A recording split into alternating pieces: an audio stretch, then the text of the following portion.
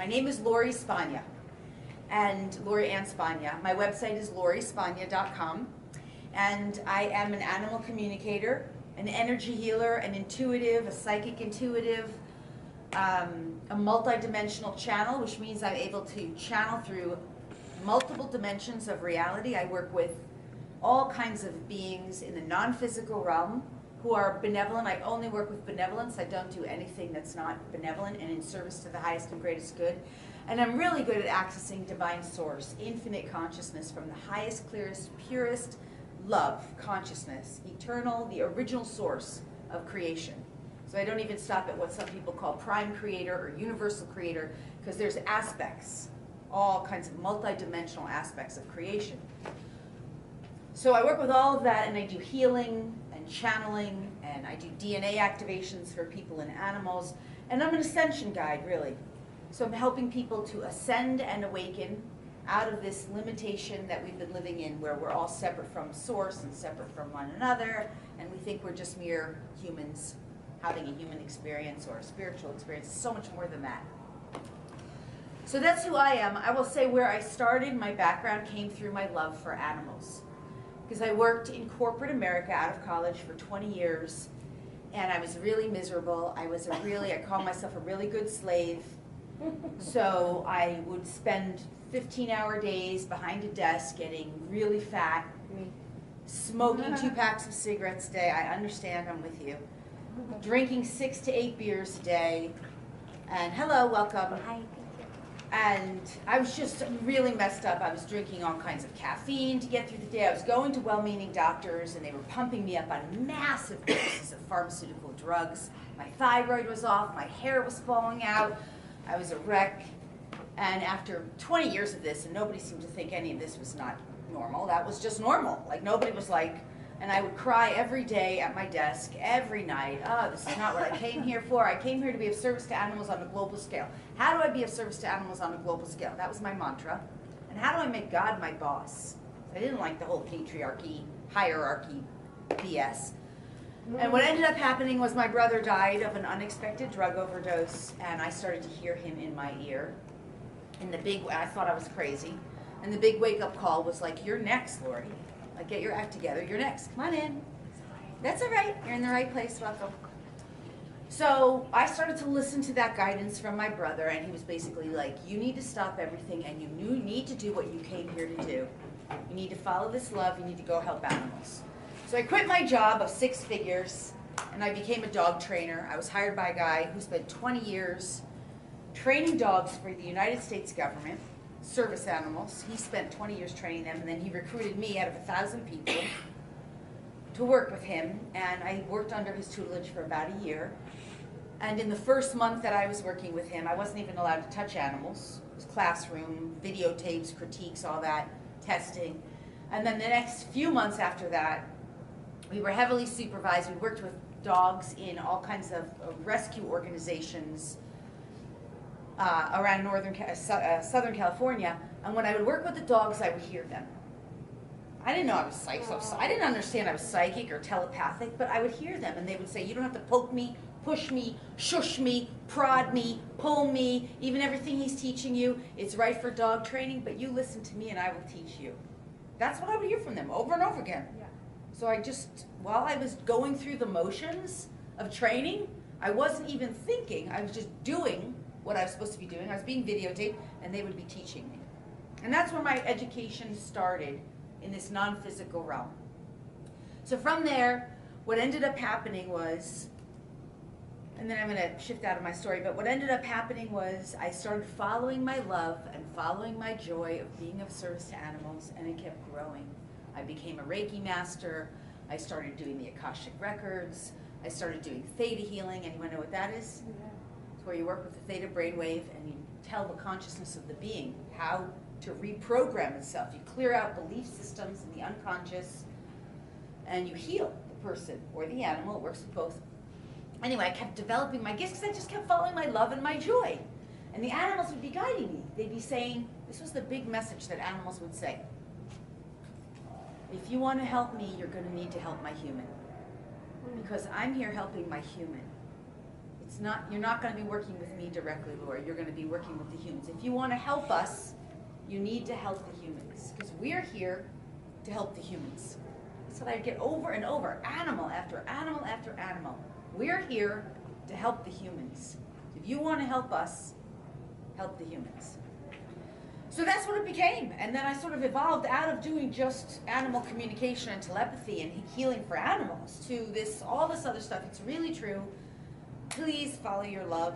Please follow your joy. The reason I was doing all that stuff, smoking, drinking, pharmaceutical drugs, which, by the way, what happened was after I became a dog trainer, after that first year, I got so happy. My husband divorced me. He couldn't handle the happy, Laurie. I quit smoking within 2 years. Within 2 years. 20 years of smoking, 2 packs a day, gone within 2 years. I mean, it wasn't an overnight quit for me. I did it differently. I did it with divine source. It was clearing me out. I no longer wanted them. I didn't have to fight it or cold turkey. I was just like, yeah, I don't want it. I quit the drinking. I don't even drink now. Like, me drinking is like a beer a year. You know, like a kombucha is an alcoholic beverage for me. So anyway, all right, so the alcohol was gone, the cigarettes were gone, 65 pounds of body weight was gone within 2 years of getting right with my true mission, right? The pharmaceutical drug's gone. I've not taken any pharmaceutical drug in over 10 years. Not even aspirin, nothing. I have not needed a doctor, nor has my dog, in over 10 years. My dog needed a doctor once in the last 10 years. She was bitten by a rattlesnake. That's a whole other story, which she did survive. So anyway, all of that stuff kind of plummeted me into all this holistic healing, holistic health, etc., because I got right with God. I got right with my mission. So when we're out of alignment with our divine purpose, and my purpose was not to help animals, it was to help all the animals, including humans, because we're animals. And we all have a divine mission in front of us. It's born out of our love and our joy and our desire to be of service, right? To make a contribution. I wanted to make service, to be of service to animals on a global scale. I thought I was going to be a dog trainer. That's all. Didn't know what it was going to evolve into. So anyway, all right. Yeah, so within 2 years, by the way, what I didn't say, I'll just finish off the story with this. I had amassed over those 20 years, because part of what I was doing to fulfill me was shopping. That was my shop therapy, right? And in the 20 years out of college, I graduated college, 0 debt. Fortunately, my family paid for my college. But after 20 years, I amassed $150,000 in bad credit card debt. That's crazy. So within 2 years, it was gone.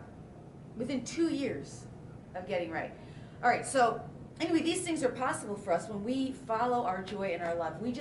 I didn't know how to get out of that. It took the 20 years. It took my brother's death for me to realize, like, you're next. That was his message. You're next if you don't get right. And as soon as I got right, everything else started to fall in place. So this is the number one thing I can tell you that animals are here to teach us, is when you get right with love, which is right with the divine creator, the source of infinite love that is within us, residing within our heart center. It's emanating from us, through us. It's all around us. It's in everyone and everything. There's nowhere that it's not even the table or the chairs or the CDs or anything. When we get right with that, and we get aligned with that, everything else heals and resolves. Everything. So, all right, let's go back to get to the animal thing. So, this is one of the most important things to understand with vibrational energy and animals. So what animals are, I always say animals are the ultimate empaths. Who knows what an empath is? Okay, yeah.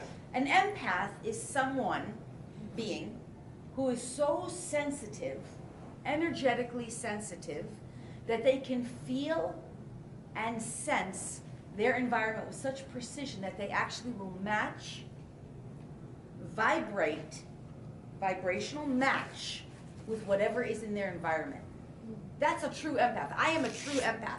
For example, 2 nights ago I was sitting in the car with one of the most aggressive, arrogant people I ever in the presence of, and I realized it was to clear arrogance, because I did a healing. Okay, I'm gonna go out on a limb here. I did a healing on myself to balance my hormones, and I know that hormone imbalance is due to anger at the patriarchy, male supremacy and dominance.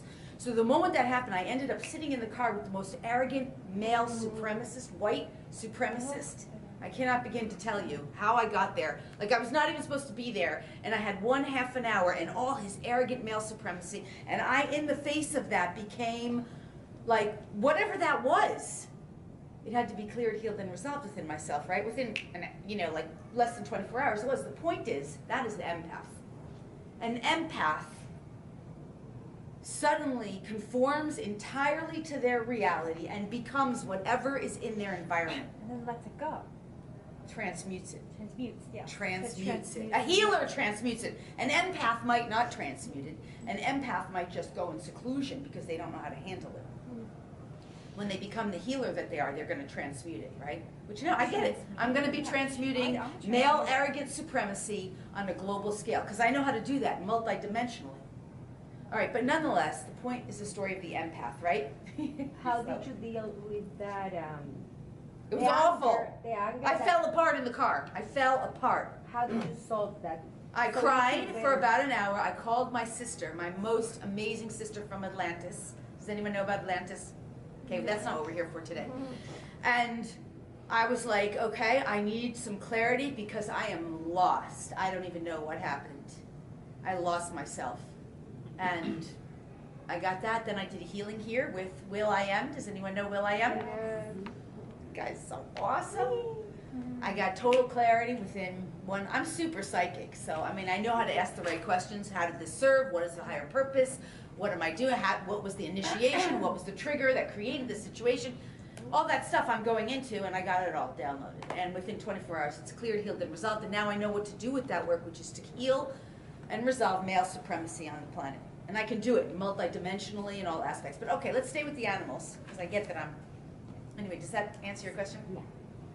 All right, so let's go. So the animals are the ultimate empaths. So what does this mean? We put an animal in an environment. Let's talk about first domesticated pets, domesticated animals. They come into their home environment, and what are they? They're the ultimate empaths. So they're feeling and sensing everything in their environment. Who is it that they're linked to in their environment? We're talking about pets. They're human. Now, why are they with that human? Because they have what we call a sacred contract, right? Everything's a sacred contract, by the way. The fact that we're all here today, it's a sacred contract. There's no such thing that exists in this reality which is not a sacred contract. We make agreements on other dimensions of reality with our own source, our divine source and the divinity within us and our own soul. And we say, these are the things I'm going to heal and resolve. These are the people I'm going to meet. These are the things that are going to mean nothing to me, extraneous people, just because they're part fillers. All of it is sacred contracts. This color is blue. It's all sacred contracts. So we make agreements. Okay, I'm going to meet up with this animal. This is part of my soul family, this animal. And we're going to connect and we're going to share a life together. And we're going to work through our issues together. And the animal says, okay, I'm going to empathically feel and sense everything that you're not conscious of. And I'm going to mirror that for you. I'm either going to show you what you're not, that you need to become more of, or I'm going to show you what your fears are, or I'm going to heal and resolve your issues, your angers, your resentments, your struggles, or I'm going to be your best friend and your companion, which of course they are that, right? I'm going to show you love like you've never known love, unconditional love and acceptance. Of course they do that, right? Don't we know that about our animals? I'm going to be everything that I need to be, whatever it is for you in this lifetime, because I'm going to play that role as your animal. And because I have a straight connection with this source, just like you do, I won't have attachments to this pain. I won't have attachments. I won't hold on to it. That's what I give to myself. That's what the animals say. It's a gift I give to myself so that I don't have to carry it any longer than I need to, but I'll help you through it as long as I can. Does this make sense? So they make these agreements with us, sacred contracts, and then they come into embodiment, and there's no accident. We meet the right animal at the right time. Even if the animal we meet is not our favorite, it means at that time maybe we couldn't give any more love, or maybe at that time we just needed maybe some kind of extra animal, or just some other cushion, or maybe the other animal that was already in the family needed a second animal. Or you see how this works? This is sacred contracts with animals. Make sense? Anyone questions so far?